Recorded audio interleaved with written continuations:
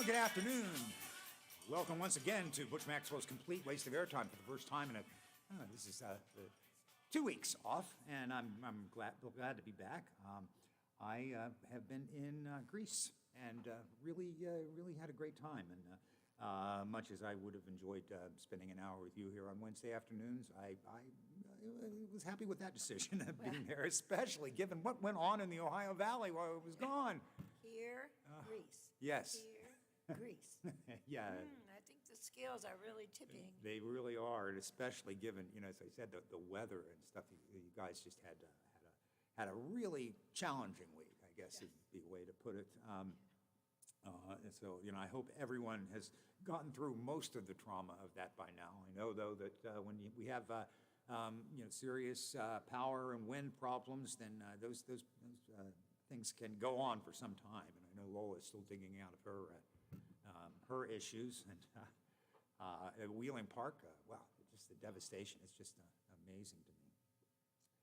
But I'm glad to be back. It's 93 degrees out there right now. It is quite warm. I was doing a little bit of work around the house, outside of the house, but I stopped at about 11 o'clock. This is brutal.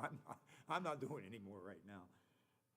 So I hope you guys you're feeling cool and everything's good where you are. I've got a couple of things I want to talk about today that are on my mind, but I have no guest, so your calls are welcome at 304-214-1600. You can bring up whatever you like, and we can talk about it. What is on my mind is the government, particularly the national government, United States. And what kind of government do we have here anyway? It's some people say, well, we live in a democracy. Other people are insistent that it's a republic. They're both right and they're both wrong. But we can discuss that a little bit and talk about the differences between them and why I'm getting increasingly a little less enamored with our system of government. So maybe you could talk me through on this. And I've got another thing to talk about, just about European travel, because that's where I just was. But we have a call. Dan? Hey, Dan. I got a question. Yeah, Dan. There's big storms last week, okay? And a lot of trees went down. Yeah. What are you going to do with all that? What are you doing with all that wood? I know, that's amazing. It's all piled up on the sides of the roads, I see, and has not been gathered up. But that's some good firewood, isn't it?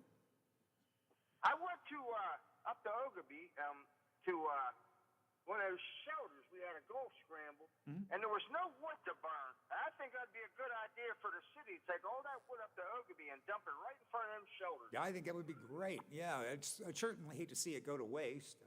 With the price of everything. Have you tried to buy lumber since inflation took off? It's crazy.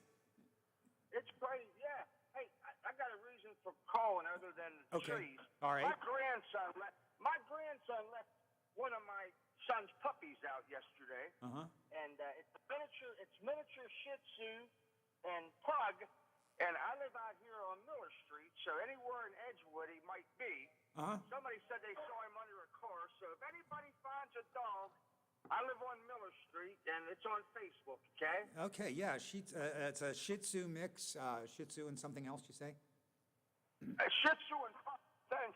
Okay, all right, good. Miller Street. I grew up on Miller Street. You did?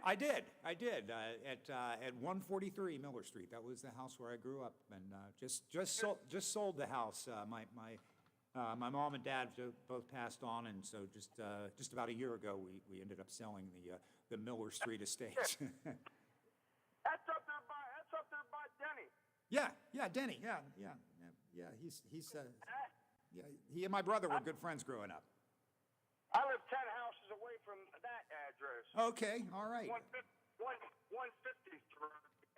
Oh, good. All right. Well, we're neighborhood boys then. All right, Dan. Thanks for calling. I hope your dog turns up.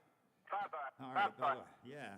If you're out in that Edgewood, Edgington Lane area of Wheeling and see a little Shih Tzu that may be running around scared and stuff, you can give us a call here and we'll take the call on the air and we'll direct Dan to how he can retrieve that dog. So keep that in mind. Yeah, so I did want to talk about, let's just jump right to that. Oh, nope, we got another call. Okay, I'm going to take that. Who do we have? Tom. Hey, Tom, how are you? Pretty good. I guess I should have waited for you to clear your breath before I Oh, no, that's hopped on here. fine, Tom. That's fine. I haven't been here for a couple of weeks, so I'm glad to talk to you. Down in Florida, I watched the show a few years ago. They had a big hurricane, and they went around and took all kind of trees and lumber and stuff, and this guy came around with this big thing, and they chipped it off and made like particle board out of it. Yeah. For rebuilding it. Now they take that particle board and they treat it. It's like you can use it like treated siding and stuff. Oh, really?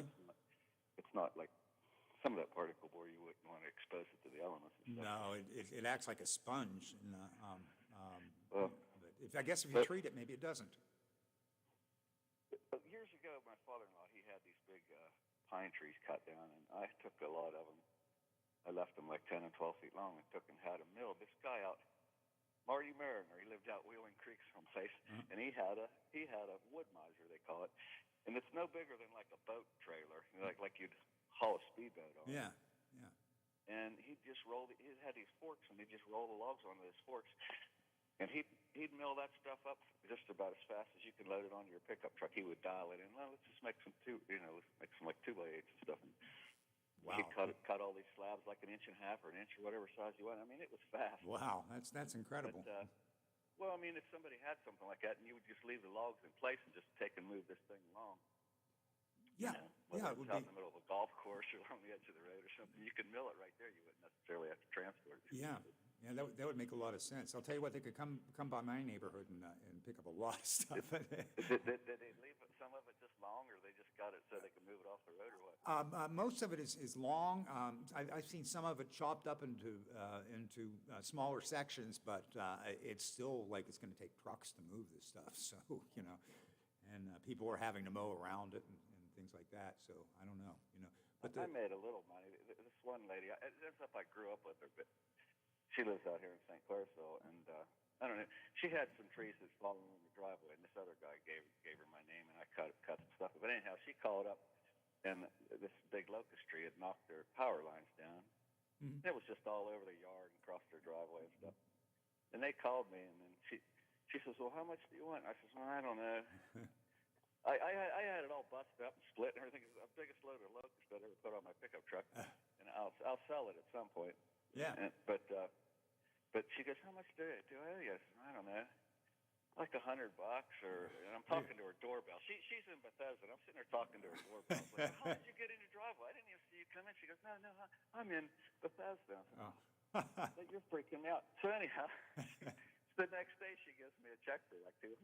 I said, "Well, that was very generous." Very says, sweet. "Next time a tree falls, and if it's 3 o'clock in the morning, I'll be there at 4 to fix it. Round up your yard." Yeah, there you go. And you get to sell the wood too, huh? Well, but I didn't make some of these people down in Brookside. This one outfit charged these people $11,000 to get a crane and lift the tree off their house. Oh, and it's my. probably still laying in their front yard. Oh my. Yeah, somewhere between $100 and $11,000 as well. Yeah, that's kind of a wide range there, Tom. Yeah. No, but I raked up all the leaves and the branches and the sticks. And Oh, stuff, yeah. I mean, Yeah. I don't know. Yeah, you took care of I neighbor. only had like I had about 4 or 5 hours monkeying around. Well, that was a pretty neighborly thing for you to do, even if you did accept money But for it. yeah, there's a need for picking up people's yards and stuff. But I don't know. Oh, That's yeah. about where I'm at, man. That's how smart I am. Well, we have a population that is predominantly elderly here too, and so a lot of those people don't have any business going out and trying to clean up their yards. So. Well, I've done that for about 4 or 5 people, and then you do one, and then somebody finds you. The next guy 2 doors down will find you, and he's got some stuff he needs. Yeah. It's rotten into his backyard. He'd like removed, that sort of thing. Yeah. Anyhow, Yeah. it's all good. How was Greece, man? Gojo's pretty good at getting that stuff off. Oh yeah. Greece was the country was incredible. It was just some of the bluest water and the bluest skies. I did not see a cloud the whole time I was there. And it was cooler there than it was here, So I know it was in the 90s. Here it was in the 80s there most of the time, and a wind constantly blowing, so it never felt hot. It just felt, just refreshing all the time. What is there? What ocean or bay or whatever? Well, in Greece, you're in the Mediterranean. It's actually the Aegean Sea, which is part of the Mediterranean, and so yeah, it's kind of like down there with Italy, and in the southern part of Europe. You're actually pretty close to Africa, and I stayed on for a significant amount of time on the island of Crete, what we call Crete. They call Creta, which I like. I like that Creta better, but there, you're like halfway to Africa there, so it's kind of amazing. But the beaches are just amazing. Like I've never seen any beaches like that in the U.S. Just beautiful. Sometimes it's kind of the beaches you really want to go to are the ones that you can't drive up to necessarily. One of the most incredible ones was Crete is very mountainous, and so we drove down a switchback, down about 2 miles down a switchback mountain, very, very steep mountain. So it goes back and forth, and like something you'd seen in an Italian movie. Yeah, driving around yeah, exactly. Yeah, with the little sports cars. Yeah. Okay, I'll shut up. Good. And then we parked, and then we had to walk another about half a mile down the rest of the mountain across rocks and this trail, etc. And you get to the beach, and it is in this gorge, and it is just spectacular. And we were greeted by mountain goats, who were perpetually hungry, and if you brought any food, they would find it and eat it, immediately. But otherwise, they were. Are the goats indigenous, or yes, one of those? They're planted from some sales crop, and they ate all the crops or something. Well, no, they're indigenous goats, and they're the Greeks are very fond of their goat cheese and goat milk products and stuff like that. So it was just amazing, and of course one of the best things about it is, from my perspective, is almost everybody speaks English. So it really did. Oh, that's too bad. Yeah. It really helps. So when you're asking for where the WC is or something like that, So What's the WC? That stands for water closet. Water closet. And, okay. I figured it had yeah. something to do with Right. the bathroom. Yeah. So, but beer is the same in any language, basically. So you'd be glad to know that. Well, how do you say beer? Beer, basically. And oh my gosh. Like you're knocking the head off the top of the drink. There's a hand sign. Yeah, we had. I was there with 10 other people, family members, my wife's family, and we and really basically every day was centered around the evening was centered around a meal. And yes, it's the same as in the U.S., but there the meals were 3.5 hours. I mean, everything. There was nothing like the. In the U.S., in a restaurant, it's all about turning tables. Just get in, get your food, get out. So I can put somebody else here. There, nothing like that. You come in, you don't even begin to eat until 7:30, 8 o'clock, something like that. And then, it's a 3.5 hour thing where, you get drinks and you talk, and then maybe you order appetizers, and then you talk some more, and then you order the main course, and then another line drinks, and then dessert, and it's like, oh my gosh, it's just kind of an amazing thing. But where's the WC? And where's the WC? That's right, Tom. You got that. That's your first word. Your first word in Greek, the WC. But it was great fun. It's just nice to be sort of in another culture for a little while. Well, thanks for sharing that with me, man. I guess I'll catch the video or something. Yeah. I'll watch it on PBS. Yeah, definitely. Check it out. If you ever get a chance to travel there, do so, Tom. All right. Thanks for calling. Good to hear you back, man. Yeah, good to be back. All right, Tom. One of my regular callers here. Glad to hear from him. If you are planning to travel, especially if you're planning to travel outside of the country and use an airline, hold on to your hats and your bags because there is chaos, and I can attest to some of that. You can just count on hours in security lines, canceled flights, lost baggage, just any number of things that could go wrong. They probably will go wrong. For example, when I flew to Greece, I traveled to the Pittsburgh airport, and from Pittsburgh flew to Toronto, and then from Toronto flew to Athens, and then from Athens flew to either Poros or Crete or wherever I was going inside there. So there's a whole lot of travel. In fact, on the way back, it was a 30-hour journey. 30 hours and 4 airports to get back home. And we were kind of lucky because we didn't have any really serious delays in our flights. There's slight delays, but we had scheduled a 4-hour layover, thinking that we were going to have to get a coronavirus test to re-enter the United States. So that was lifted while we were gone. I thought of you the minute they lifted it. Yeah, I was very pleased that. So we'd had that, but we still had that 4-hour window. And it was a good thing we had it, too, because it took 3.5 hours for our bags to get through customs. That was in Toronto. And their system in Toronto was just, I've never seen anything like this before. They send you to this holding room, and there's a big electronic board that shows the various flights that have just come in and whether customs is going through the stuff or not. So we saw ours in progress, and then another board where people's names, initials, not their full names, but their initials come up. And once your initials are shown on this board, then you are free to go to your gate. But you're not allowed to go to your gate until that time. And nobody understood this process. It must be a new thing because none of the other travelers understood it. We didn't understand why we were being put into this room and what was going on. It was, as I said, it was about 3.5 hours before they cleared us. We just barely made it to our flight with a 4-hour layover.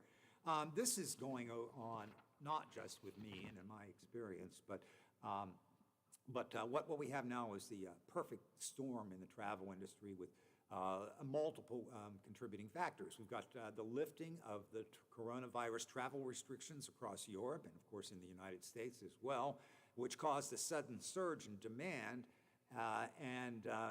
So airlines and airports, in fact, are struggling in that they had laid off tens of thousands of workers during the height of the pandemic, and many of them just simply did not come back to work, especially the ones that offered lower pay and longer hours.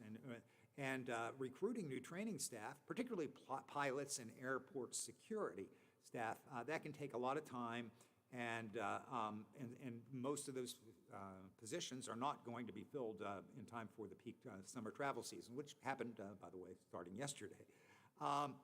It's adding to the upheaval. Aviation workers in Europe have held strikes in recent weeks, demanding better working conditions. This happened in Paris and in Scandinavian airlines. It's just pretty incredible. So if you are already booked for a flight or for travel, keep this in mind. It may not be too late to make some adjustments, but definitely, absolutely give yourself some time. First of all, try and book your flight early in the morning. That way, if your flight is canceled, as many of them have been, or significantly delayed, then there is at least another flight coming later that you might be able to get on. But if not, you may be spending the night in the airport. I've done that on one occasion. Also, if you're able to adjust your plans, make sure that if you're not flying direct, I mean, obviously, if you can fly direct, that'd be great. But I think out of Pittsburgh, the only international flight you can do direct is right now is to Heathrow in London. That's it. Anywhere else, you're gonna be going somewhere else. So you might want to consider making sure that you've got a very long layover. I would suggest 4 hours. 4 hours, seriously. You can go drink in the airport or something like that if you happen to get lucky enough to get through customs quickly. But that can be a problem, particularly on your way back. Also, just make sure that you have if you're using checked luggage, lots of luggage has been lost, etc. Make sure that in your carry-on you have the stuff that you need for an overnight, maybe a couple of overnights. I packed for one overnight, but it could have been worse. It could have been a couple of overnights. So keep that in mind. Now remember too that both in the European Union and in the United States, and I believe in the UK too, airlines do have some responsibilities. They do have a responsibility to cover some costs for flight disruptions. They can, but they are not required to compensate you for your accommodations, overnight accommodations or car rentals or any other pre-booked services that you have on your flight. So you may want to consider travel insurance. I got two kinds of travel insurance. Didn't have to use either one, thankfully, but one of them was for health insurance, because if anything happens to you when you are in some of these other countries, you don't really know. You don't have any guarantee that you're going to be treated very well. So carrying your own health insurance, it isn't that expensive. It might be something you want to consider. And also just basic travel insurance. There's a U.S. Travel Insurance Association can fix you up with a lot of different, they're a nonprofit, and they can fix you up with profit-making organizations that can insure your travel. That way, if things go wrong, they say, well, at least we're insured, right? At least we've got the insurance. And of course, another thing about this that I'd be remiss if I didn't bring up is that the coronavirus is not gone entirely, even though we're kind of acting like it is gone. I flew Air Canada, and they still have mask requirements. So I was wearing, a mask the whole time I was in Canada, or actually in the airport, or even in American airspace on a Canadian airline. You still need to wear that mask all the time. But with the gatherings of like in that room where we were waiting for customs to get us through, people were just jammed together. So that could serve as a super spreader too. So there are lots of things to consider when traveling. And, I'm mostly talking about international travel, but some of those things are good guidelines for domestic travel, particularly the idea of flying early and allowing yourself time for connecting flights. Allow yourself more time, twice as much as you normally would, just because it's a mess out there. And so I just wanted to share that with you if you happen to be lucky enough to making some travel plans for this coming summer. All right. So that gets us through the first half hour of this complete waste of airtime. And when we come back, I want to talk about American government and whether we live in a democracy or a republic or what, and what should it be. And I'd love your inputs too. You can call me at 304-214-1600. We're going to take a little break though first, but when we come back, I'll be all ears and part mouth. Okay, we'll see you in just a few minutes. This is Butch Maxwell on the Watchdog Network on the complete waste of airtime. AutomotiveMap.com presents the Sports Flash, powered by The Score on the Watchdog. I'm John Thayer. In the Men's College World Series yesterday, Texas A&M defeated Notre Dame 5-1 to eliminate the Irish from the College World Series, and then it was Arkansas blasting Auburn 11-1. Arkansas advances. Auburn has been eliminated. 2 games on schedule today. Texas A&M plays Oklahoma, while Arkansas will meet Ole Miss. Tonight, it's game number 4 of the Stanley Cup Finals as the Tampa Bay Lightning play host to the Colorado Avalanche. The Lightning lead the series 2-1. PGA Tour continues tomorrow. They are in Connecticut this week for the Travelers Championship being played at TPC River Highlands. Round 1 tomorrow. For lightning fast sports updates as they happen, download the free Score app today. I'm John Thayer with the Sports Flash, powered by The Score on the Watchdog.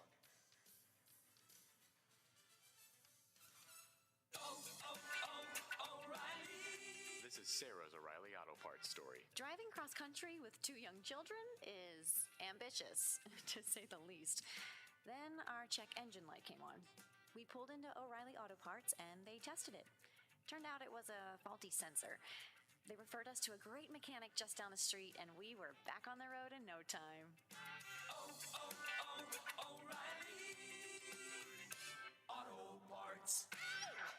When you're an innovative business, every blinking cursor is an opportunity. What will you do with it? Will you make something better or create something new? Our Dell Technologies advisors provide you with expertise and tools with Windows 11 to do incredible things. Because we believe there's an innovator in all of us. To do more with a Latitude laptop, Dell Technologies recommends Windows 11 Pro for business. Call a Dell Technologies advisor at 877-ASK-DELL.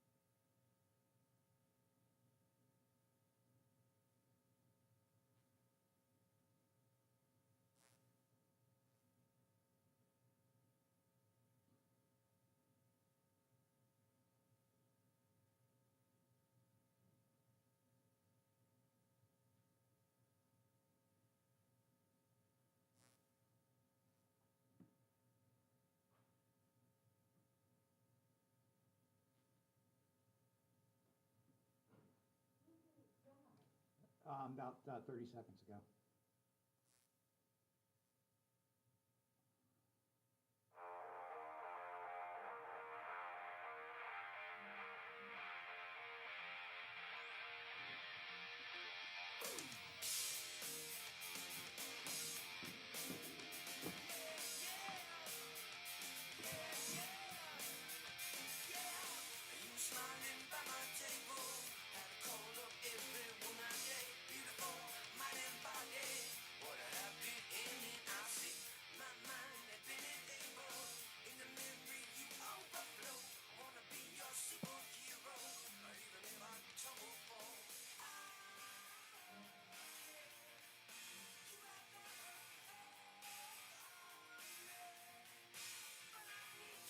And it sounds like the HBO show Entourage is coming on.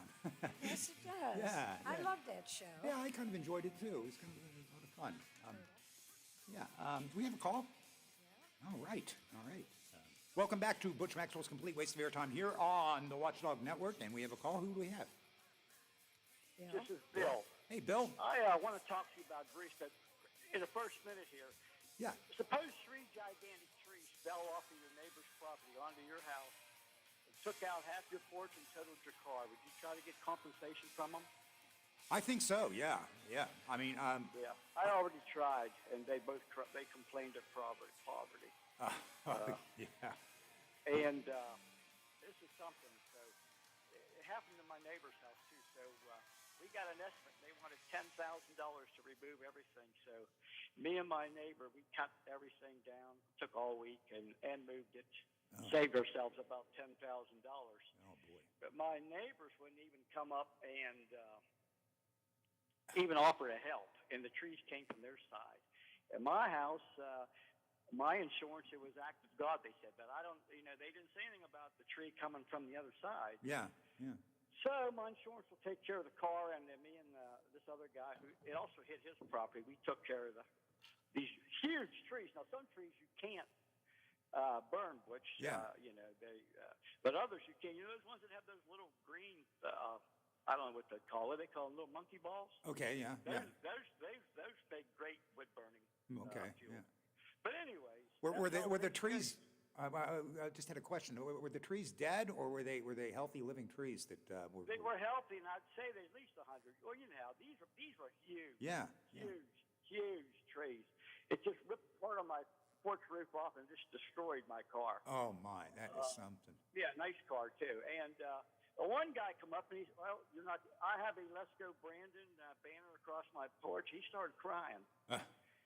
So you just told him to get the what out of here. We'll do it ourselves. Yeah. And we got no help from the city because part of the trees was in the city street, and they didn't have enough help. Anyways, Butch, what do you think it would cost to live in Greece? Oh, do you have any? It would be, it depends on where you live. In where I was in Crete, it's a fairly expensive area. But in some of the smaller islands, it's not that terribly expensive. However, there are some things that are expensive. Food is more expensive. In Crete, the food was actually less expensive. I was surprised. And then at first I thought, hey, what are they complaining about gas prices? I mean, look at that. It's I think it was $1.87 or something. That's per liter. So. Hey, Bush, but yeah. there's a difference though. There's Yeah. a difference in Europe. The downtowns, the cities are still the major place where people congregate and Yes. shop. Yeah. So they don't drive as much. And That's that's true. what's great about the European cities. Also, Italy's the same way, where you might eat 3 or 4 hours at night. Yeah. And enjoy themselves. And the food still tastes really good over there. It's not like I'm talking about all European cities. Oh yeah. You wasn't far from Africa, Butch. If you went over, what's that one, Casablanca? But that's over by Spain. Yeah, that's a little more close to Spain. I was pretty close to Egypt, where we were. Right. Yeah. I don't know if I'd want to go into Egypt. I don't know if it's, would be as much fun. Yeah. But yeah, that's beautiful over there. There's a town over there, Butch. I don't know if it's in Italy or Greece, and it's on the long side of a hill, and yet there's the waterfront right there, and all the houses are white. Oh, it yeah. just looks beautiful. They are. They're all white. And you know Now, what? Oh, go ahead. Yeah, go ahead. I was just going to say, I saw them maintaining it all the time, people out painting all the time, and it's just, you don't see that in the U.S., you know?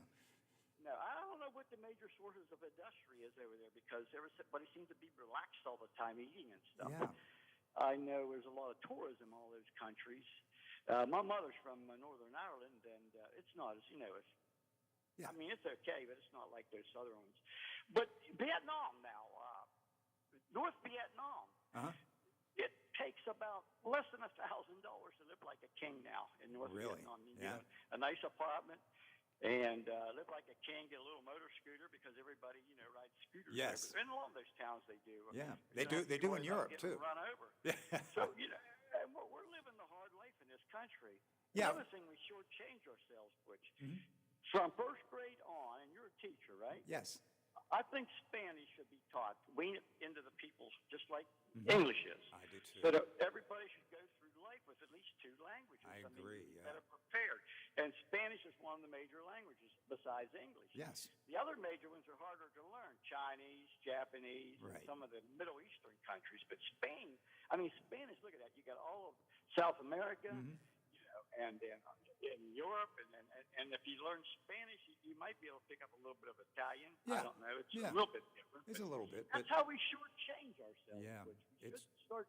I took Latin in high school, but that's yeah. 2 years of I should have took the 2 years of Spanish, but that still wouldn't have been enough. But Yeah, but it would have gotten you a good start on it. I'll and, tell you another neat town to go to. Go to Mexico City. Really? Yeah. Yeah, it's not like the parts of Mexico where you don't want to be. It's Right. pretty cool. Yeah. It's great to travel, but flying's about the cheapest way to go anyways, no matter what nowadays. It is. I do it on a bus or a train, and besides, it takes longer. Oh, it does, and it can be a little aggravating. If people ask me if I like to travel, I generally say yes, but really, I don't like the process of traveling. I'm a process person. I generally like the process. I'm a musician. I'm an actor. I like the process of learning songs and creating music, or the process of learning lines and rehearsing and stuff like that. I like processes, but I do not like the process of travel because you're just herded in like cattle into places and squeezed into little things. I was in Pittsburgh the other day taking my daughter on vacation. It was just bizarre. Yeah. And they were all wearing masks too. She only went down to Myrtle Beach, and they was all wearing masks. Oh, really? But to get into Canada now, somebody said if you got a DUI against you, they don't want to let you in. Wow. Is that true? I don't know that. I mean, That's the last country worried about people drinking. That's the national pastime. Well, if you were Canadian, you'd probably drink a lot too, huh? When I went there several times. I just went right across the Peace Bridge, and there you go. Yeah. Right into. Yeah, it used to be pretty easy. All you needed was a driver's license. Now you do need a passport, I know. And of course, with COVID restrictions, I think, yes, we did have to prove that we had been vaccinated in order to travel. Did you say, Butch, you read music? Oh, yeah. Well, I'm not really good at sight reading, but I can read it, yeah.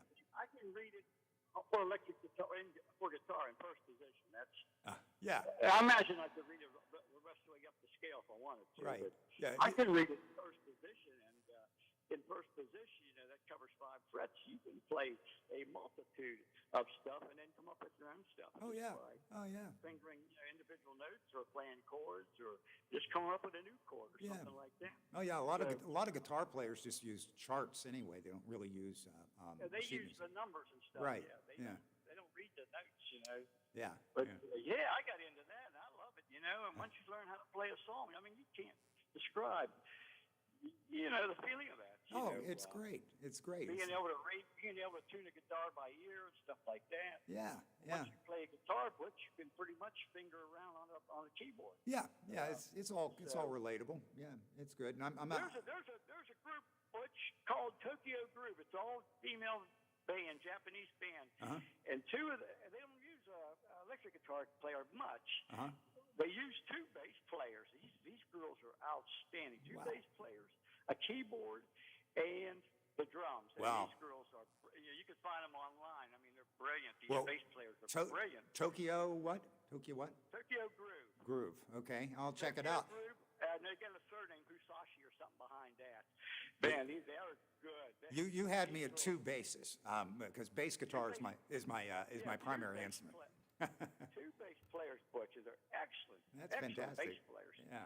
Yeah, check that out. Tokyo Groove. I forget it's Haihushu or something is the third name of the, of that name of that group. But Yeah. If you just put in Tokyo Groove, you can see that these girls have talent. Man, they're great. I'll check that So out. anybody that ever thought about getting a guitar or acoustic guitar or a bass or a keyboard, give it a whirl because it's a great thing to be able to play an instrument. It really is. Yeah, yeah, it really is. And you can stop out to the music store and they can hook you up and give you a few lessons if you like. Yeah, I mean, you can get great guitars now. There's certain brands, well, even for basses, but for a nice guitar, but you can get one for about $2.5. Yeah. $250, $100. You don't have to spend the thousands and thousands and thousands of dollars. No, you just want. You can get a real nice Kramer for $179. Yeah. And I'm not plugging them, but it's a decent guitar. Is that not in everything? Is that the kind you have? Oh, I got all kinds now. I've got Ibanez, Kramer, a lot of the cheaper brands. I've got Washburns. I've got a ton of stuff. I think my first. I haven't got a bass yet. I'm thinking about it. I think my first was a Silvertone. I think Sears Oh, made that or that's the something. Sears. The Sears one. Yeah, Sears Silvertone. guitar. They're still around. But, Are they? Dane Electro. I got a Dane Electro. Okay. That's Jerry Garcia's first guitar. Well, his mother bought him an accordion, and he traded that in for a used Dane Electro. Thank heaven. Paul McCartney, Dad got him a trumpet, I think, or something. He traded that in for a bass guitar. I think you're right. Yeah. Walter Becker's Dad got him a saxophone, and he traded that in for electric guitar. Plus, he played bass. So and look what you got with those guys. Yeah. Can you imagine if Jerry Garcia had just played accordion for all of his life? Hey, that guy could play anything. Some of these guys, Butcher, just have that natural talent where their fingers go where they need them to go. They do. And they don't even have to think, just like Stevie Ray Vaughan. He didn't know how to read music. He didn't know how to, where the chords were, but he just knew how to play. I know. I'm not like that, Bill. Players are like that. No, I've had to work for everything. When I first got my first guitar, I said, now what do I do with this? Yeah. So I got a book out there at one of those record stores at the time, and taught myself how to tune it, and then taught myself how to read notes from the high E string, all over to the low E string. Oh yeah, that's it. I did it with. I had a friend who was equally ignorant and of how to play guitar, but he knew a couple of things. I knew a couple of things. He was right-handed. I was left-handed, so I could look at his hands and imitate what and he did the same with me, and we kind of pooled our ignorance and learned our first few chords that way. Yeah, left-hand guitars, they don't make them as much as they make the other ones. Right. The right hand, and they charge a little more. Yeah. But you can, If you really want to learn, Butch, I guess you can learn on a right-handed guitar. Yeah. Even though you do the fingering with your left hand anyway. Yeah, in a sense, it would have made just sense for me to just play it, play it right-handed, and it would have been a little bit easier. But I don't know. I just. What kind of bass do you have? I have a Rickenbacker. That's expensive. Is that the Beatles type? It's the Beatle type, yeah. Beatles, Chris Squire, that kind of thing. Yeah, it's great. I've got two of those, in fact, and I've got a Hofner bass too. So, but I'm a Beatles. That's another good one. Yeah. You got good stuff. Yeah. But Butch, you can get a Glary, G-L-A-R-R-Y, or a Grote, G-R-O-T-E, or probably one of the best guitars there are for under $100, $150. Indio. Is that right? I-N-D-I-O. And they're excellent guitars. These are acoustic guitars? They have acoustic. Some of them have. Glary has acoustic. Glary has everything, and one of Glary's basses starts out like about $90. Wow. But they have a thick neck on them. They don't have a C-zack like a lot of people like. You can slide up and down the fretboard, and I don't know what the radius is on their electric, but what the radius means, this. Yeah. If it's 12 inches to 15, it's easier to finger the notes. Yes. And it's more comfortable playing than if it's. But a lot of Fenders and a lot of Squires, they have the 8 and 9 radius, but everybody likes them. Yeah. But I like that. I got a real nice Jackson for $199. I mean, this thing is top shelf. Wow. For $199. So they're making great guitars nowadays cheap. And the Fender, they put the same quality into their Squires as they do their own Fenders. Yeah, yeah. So you're really not losing out when you buy a Squire over like the original that Kramer I bought last year. It was $179. The same one is $800 normally. Okay, so they made a one off of that one, and it's got a great reviews. So the Fender version was hundreds of dollars more than the Squire version, then, but essentially the same. Definitely thousands sometimes. Yeah, You know. yeah. Yeah, I mean, you know, the guitars are up 8, 9, 10. Who knows? Oh, $1 yeah. million for some people's guitars. It's true.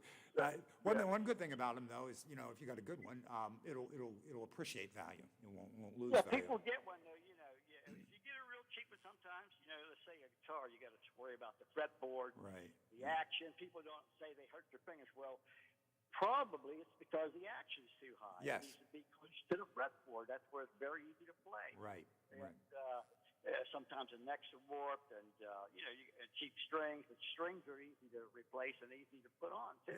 Yeah. And you So, can lower that nut in that bridge and get a little better action if you need to. And Exactly. You can lower the bridge if it's electric. Or you can shave the bridge on acoustic, which just take it out and shave it down. And if you can't straighten the neck or get the neck where you want it, you can do it that way too. You sound like the same with the bass. Yeah, you can do the same with the bass. In fact, I just had one of mine completely revamped. The Rickenbacker has two rods, truss rods they're called, that go up inside the neck. Yeah, I know. Yeah. And you got two of them. You had to adjust in those. So guitars have them too. Yeah. So. Slap bass. What's that? Yeah, that's that's where is that a like a African American style playing, or is that everybody does that? Well, everybody does it now, but it originated more in African American music, I guess, in funk music. I think it probably started in the 70s, and it became very popular by the 90s. And Jerry Garcia's band, they had a great bass player. And most people don't hear the bass, but if you listen for the bass, you can see if he's going along with the beat. Well, they create the beat, the bass, and the drums. That's it. You can tell our guys really, I forget what the guy's name is. He's still performing. There's not too many guys left in the Jerry Garcia. Well, yes, they are. There's two. There's about 3 or 4 of them. Poor old Jerry, he died when he was 53, Butch. I know, that was such a shame. Too much hard living. Yeah. But look at Paul McCartney, 80 years old. And still doing it. Just amazing. He's worth over $1 billion. Yeah, he's incredible. My boy's still doing it too, but he's only 73. Who is? Donald Fagen. Donald Fagen. Walter Becker. Right. Donald Fagen. Yeah. Steely Dan. Yeah, Steely Dan. Yeah. He's still playing. And the Stones are still out there. They're as old as the Beatles, and they're older, ain't they? I think. They look dead. well, Keith Richard, he's He looks dead. he does look like he's lived hard. But McCartney looks good. He does. For 80 years old, guy looks good. He'll probably be still doing it. Him and Elton John. Elton John looks good too for his age. And they're still doing it. Elton's retiring, I think. Now you know how they did their music. Elton John's collaborator was Bernie Taupin. Right. You know that.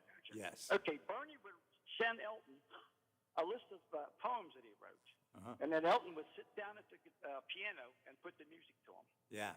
Elton didn't write the music. He wrote the music. He didn't write the words. Yes. Yeah. Same with Hunter wrote all the words for Jerry Garcia's songs, and Jerry wrote the music. Oh, okay. Yeah. That's pretty cool. How they. Yeah. So that's about all I had to say. Well, that's great. You've been. I love getting into music. I love that. Did you play in bands when you were younger? No, I mean I just picked it up about 6 years ago. Is that right? And I've it just come.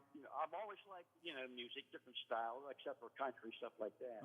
Yeah. I don't get that that's even music. I know people saying get off the radio. So my daughter says you have so much different types of music. Why don't you play something? Yeah. Or learn to play something. So I went and got a guitar at Sears before they closed. Well, I forget when it was. It wasn't that long. And I didn't know what to do with it, like I said, but I went down to that music store and got a book, and Hal Leonard learned how to play music. And, good for you. Good for there you. You go. Once you get a book, it's just like when you took typing. Yeah. It's automatic. Your fingers just go there. Yeah. You can look at the note. Yeah. It just goes there. Can I ask? because you don't sound like you're really young. About how old you are? Because I mean, that's and the reason I'm asking is because if you pick up an instrument at a more mature age, a lot of people say, I'm too old to do something like that. Well, you know. I'm 70. You're 70, yeah, all right. So you picked up a guitar in your mid-60s. That's In my amazing. mid-60s, yeah. That's fantastic. You know, that's... And, yeah, well, you know, here's the thing. I probably had the ability to play one way a long time ago, just never thought about getting one. Yeah. You know, so it's never too late to do it, you know. You're right. Well, good for you. I mean, anybody, even if you have, like I had a couple of fingers that were broke when I was in the military and they didn't straighten out, but you can still figure your way around it, you know. Boy. Fretboard. Yeah, it gets more impressive all the time, you know. That's great. Well, Yeah, you know, so I just bought a few more guitars online, you know, so I'm waiting for them to come in. I see something I think I'm going to lay. I just bought an acoustic donor, Donner, and it's a good looking little guitar, $140 I think and it's hand rubbed finish on it. You can see it online, Donner. It's kind of greenish in color. And then I got think of the name of it. I got it from a musician's friend, Mitchell. Really good price on this Mitchell, and I paid $199 for it. Excellent. And this is a really good guitar for the price. And like I said, Mitchell is the home brand of Guitar Center and Musician's Friend. That I don't know if they're continuing on or not, because some of the models they haven't brought back out after they sold them out. So I don't know what to do with them. Boy, hey. Yeah. Get a nice guitar people out there. I mean, even at these stores, you know, I think you sell framers out there. Yeah. We got to, hey, Bill, thank you so much for your call. We got to go. Thanks for Tokyo Groove, too. I'm going to check it out. Thanks to all of our listeners for tuning in today. I will be back next week, and I appreciate your time. This is Butch Maxwell signing off. Thanks to all of my callers today for contributing. I really appreciate it. Lola, see you next week.